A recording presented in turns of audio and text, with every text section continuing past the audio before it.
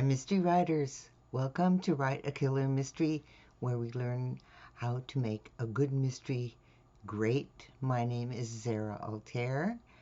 I am the creator of the course, Write a Killer Mystery. So, welcome. And today I want to talk about something really important in editing your manuscript, and that is strong words and how to use them. We're going to talk about some tips to find the best words to use to engage your readers, because strong words have emotional power. First, I want to thank my supporters on Patreon who support this video series and my writing. And if you like this series, I'd welcome you to Patreon. I have special events and videos for patrons.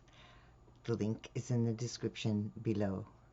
Okay, let's talk about strong words and how they really enliven your story, because the power of the words is they make a good story even better, even more engaging for your reader.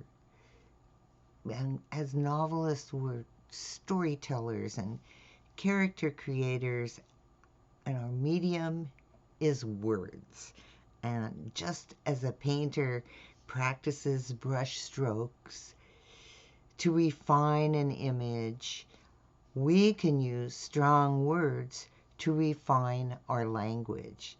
And when you use specific words, you help your reader envision your story. And when you're in the flow of writing is not the time to concentrate on specific word use, because it's going to slow down your flow. But when you finish that first draft, that is the perfect time to check your manuscript for word usage. So there's lots of things to check.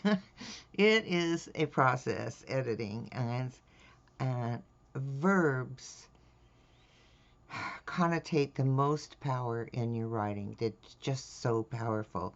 So readers skim over flabby verbs like was or thought, and the words feel flat because they're generic and they don't elicit an emotional response. So start your word replacement by searching for verbs that lack power. They're just, let's go through some examples. One is like the character's state, their state of being. These verbs express a state of being without pulling in the reader. So a lot of them are to be verbs like is and was and were and be and being and been. But also the words like have and has and had, do and does and did,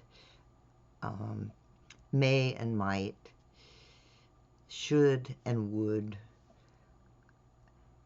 can and could. Those are all words that you can search for and double check. That doesn't mean you should never use them. It just means you want to double check when you're editing that you can replace those verbs with specifics. So let's look at a couple of examples, all right? So here's the weak example with that state of being verb is Luke was walking down the boardwalk. Okay?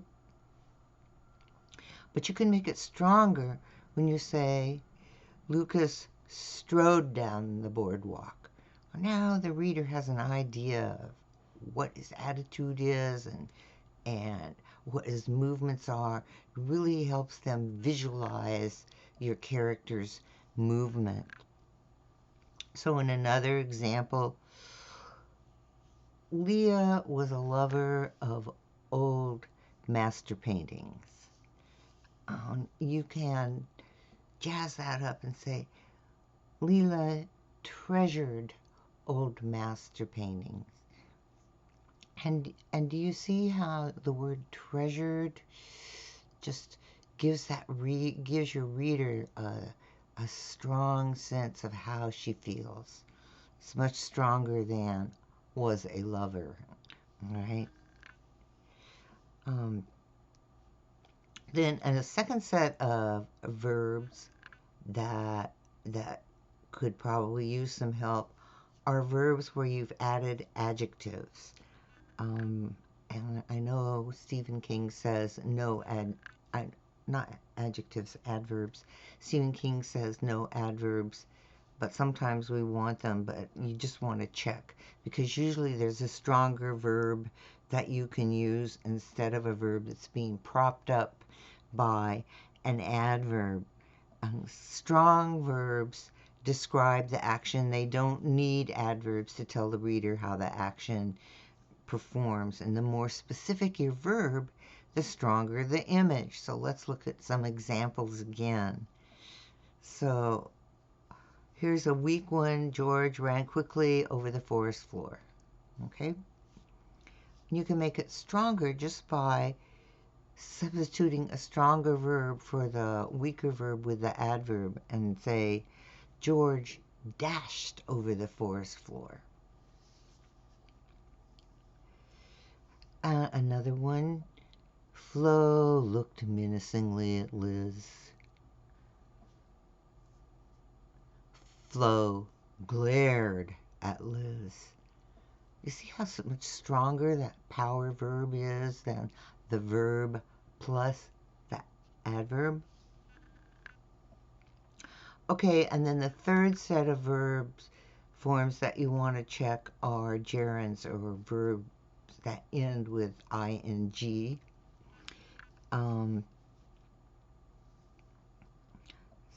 So gerunds, I call it soften a verb's impact.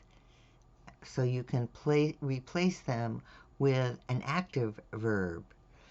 So here's a weak example. Gerard was walking on the Champs-Élysées, right?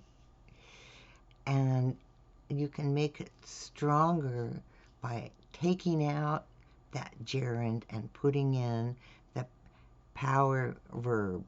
So Gerard strolled on the Champs-Élysées. You could even just say walked, but strolled builds a stronger picture in your reader's mind. So you're always looking for that vivid verb, as it were. Another example with gerunds is the suspects were gathering on the mansion terrace, and you can make that stronger. The suspects gathered on the mansion terrace. So you can do a search for that ending ing and look to replace it with a stronger verb. Not all gerunds are bad. You just want to minimize their use because every time you have a gerund on a page, it softens the impact of your story. So you want to go through and minimize the use of those ing verbs, all right?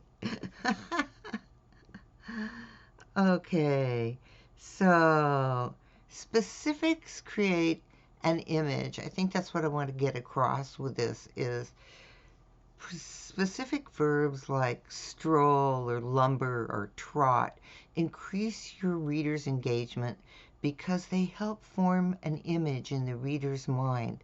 And the image brings the reader into your story. So when someone reads walk, they understand that your character is going from one place to another. But a more specific verb tells them how they went. And each specific verb, stroll, lumber, trot, creates a vivid image of your character's action. Your reader can visualize how your character is moving in the story. And if you're stuck on strong verbs, I'm going to put a link in the description below for a strong verb list for mystery writers, and you can go to that link and then download that list to use when you're going through your editing phase. Okay, and just as you want specific verbs, you want specific nouns, and it's for the very same reason. You guide your reader deeper into the story with specific nouns, and they also help your reader visualize your story. Nouns can get lost in a sea of adjectives as you try to describe specifics, and it's better to use the more specific noun. Beginning writers often try to explain the details rather than using specifics to get to the point.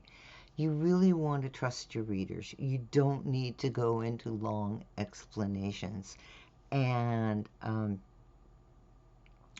I was researching for this episode, and I found this absolutely amazing example from a speech therapist, David Kinane, and here's what he quoted. He said, "He inserted vigorously a strong wooden post with a point at one end into the pale corpse that is supposed to leave its grave at night to drink the blood of the living by biting their necks with long, pointed canine teeth." Did you get the action there? So, he suggests he stabbed the vampire with a stake. Whoa. Okay, right away. Very short sentence, strong verb, strong noun, and you have the image. And that is the power of using those strong words. When I saw his example, I was just like, oh man, that's it.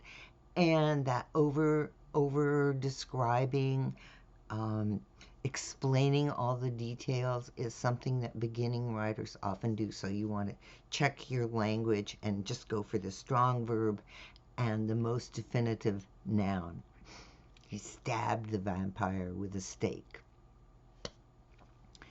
So use the power of those specific words, just like the vampire stake. Specificity grabs your reader's attention and creates an emotional response. And the more specific your words, the stronger your reader's response. So here's another example. Drake headed toward the suspect's home. Okay, we know what he's doing, all right? But you can make that sentence stronger by being more specific with your noun, all right? Drake headed toward the suspect's lair. I can't. I'm sorry, let me start over again.